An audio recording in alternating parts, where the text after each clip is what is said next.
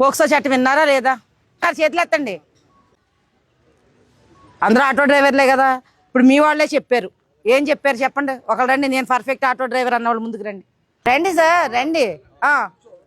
ఇప్పుడు చెప్పండి, auto driver ఇగో ఈ ఇవి ఉంటే ఆటో డ్రైవర్ అని కరెక్ట్గా చెప్పండి మీలో. Okay, very good.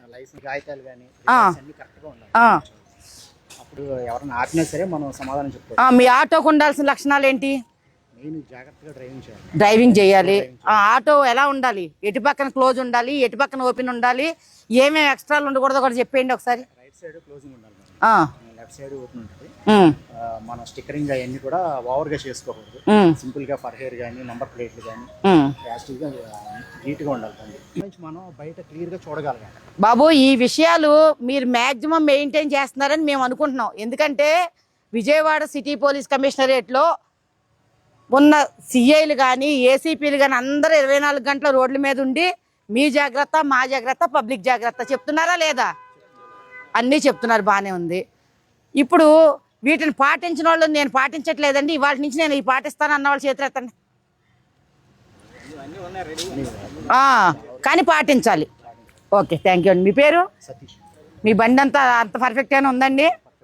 Very good, very good అండి. ఒకసారి చూపించేసేయండి మీరు. ఈ వెహికల్ కి తేడా చూడండి. కరెక్ట్ గా డ్రైవర్ సైట్ ఎక్కడైతే ఉందో అక్కడ ఈయన సర్వేజన సుఖమే భవంతని రాసుకున్నాడు. అది ఒకసారి మీరు ఎండ వాడటం కాదు కదా. అలా కాదు కదండి, మనకి ఆటో అనేది చిన్న వెహికల్ కాబట్టి మన విజన్ ఎలా ఉండాలి, ఇదంతా కూడా పర్ఫెక్ట్ ఉండాలి కదా. రైట్ సైడ్ కూడా క్లోజ్ చేసేసి ఉంటే బాగుంటుంది. ఈష్ గారు, ఇప్పుడు మీరు ఫాలో అవ్వండి. ఇక్కడ మేము అనేది ఎంతసేపు మేము చెప్పడం కాదు కదా, మనం ఇలా ఉండాలి. మీ యూనియన్స్ అన్నీ చెప్పుకుంటూ ఉంటాయి, మనం ఇలా ఉండాలి, ఇవి మెయింటైన్ చేయాలనేది మీరు చెప్పాలి.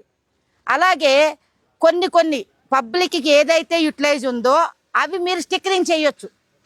ఈ మధ్యకాలంలో మేము ఎక్కువగా మీకు స్టిక్కరింగ్ కోసం చెప్పినవి ఏంటి చెప్పండి ఒకటి.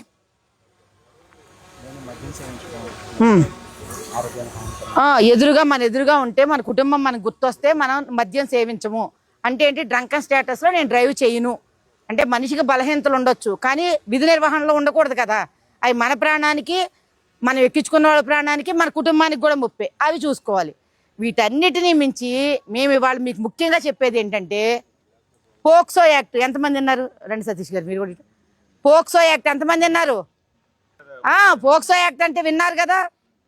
ఈ పోక్సో యాక్ట్ ఏం చెప్తుందంటే 18 సంవత్సరాల లోపు ఆడపిల్లలు కానీ మగపిల్లలు కానీ,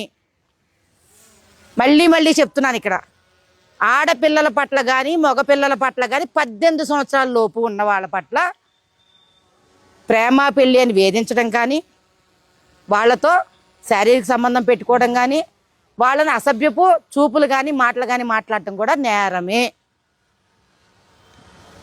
ఎందుకు పర్టికులర్గా ఆటో డ్రైవర్స్ దగ్గరికి వచ్చి చెప్తున్నామంటే, ఇలాంటి కేసుల్లో ఎక్కువగా ఇన్వాల్వ్ అవుతున్నది. ఇక్కడ మీరు ఇన్వాల్వ్ అయ్యారనేది కాదు, ఒక విషయాన్ని మేము చెప్పేటప్పుడు స్థూలంగా చెప్పాలంటే ఏ వర్గం వాళ్ళు ఎక్కువగా ఈ కేసుల్లో ముద్దాయిలు అవుతున్నారు, వాళ్ళని ముద్దాయిలు కాకుండా చేయాలంటే మనకి ఏ అవేర్నెస్ ఇవ్వాలి అనే దానికోసం చెప్తున్నాం. పోక్సో యాక్ట్ గురించి తెలిసిన వాళ్ళు ఎవరిని ఉంటే రండమ్మా, చెప్పండి. పిల్లల్ని మనం జాగ్రత్తగా చూడాలి, వాళ్ళ పట్ల అసభ్యంగా ప్రవర్తించడం కానీ ఇట్లాంటి ఏం చేయకూడదు.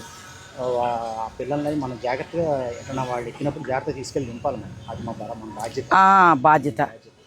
ఒకవేళ మీరు అన్నట్టండి, ఎవరో తెలిసి తెలియక పిల్లలు 18 ఏళ్లలోపు ఆడపిల్లతో మీ ఆటో ఎక్కి వాళ్ళ ప్రవర్తన అనుచితంగా ఉన్నట్లయితే, అంటే ఆ ఇద్దరి మధ్య ఉన్న ఒక రిలేషను మనకి సభ్య సమాజానికి అంగీకారయోగ్యం కానిదే, అంటే ఆ పిల్లతో అతను ఆ సాన్నిహిత్యం అనేది ప్రేమ పెళ్ళి టచ్ చేయటం లాంటివి గమనిస్తే మీరు నిర్మోహమాటంగా వాళ్ళని హెచ్చరించవచ్చు.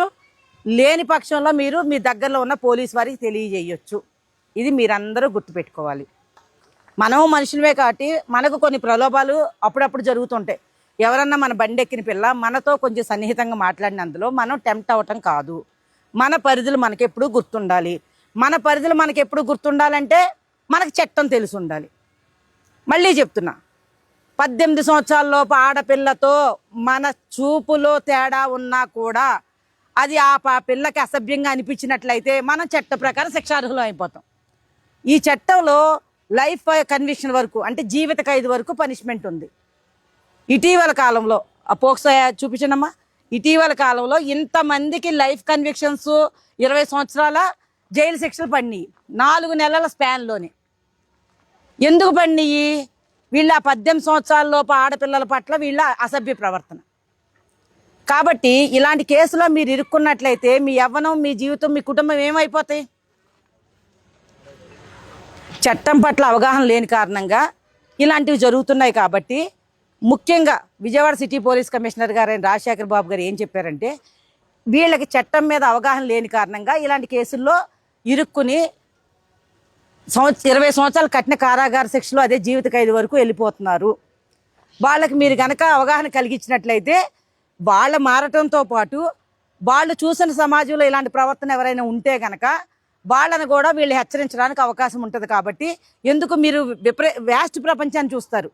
మీ ఆటోలో ఇవాళ ఈ ఊరోడే ఎక్కడ కదా, బయట ఊర్ల నుంచి వచ్చిన వాళ్ళు, బయట రాష్ట్రాల నుంచి వచ్చిన వాళ్ళు కూడా మీ ఆటో ఎక్కుతుంటారు. చట్టం అనేది భారతదేశం అంతా ఒకటే. కాబట్టి మీరు వాళ్ళలో ఏదైనా ప్రవర్తనలో మార్పు చూసినట్లయితే మీరు వాళ్ళని హెచ్చరించడానికి అవకాశం ఉంటుంది చట్టం గురించి అవగాహన ఉంటే.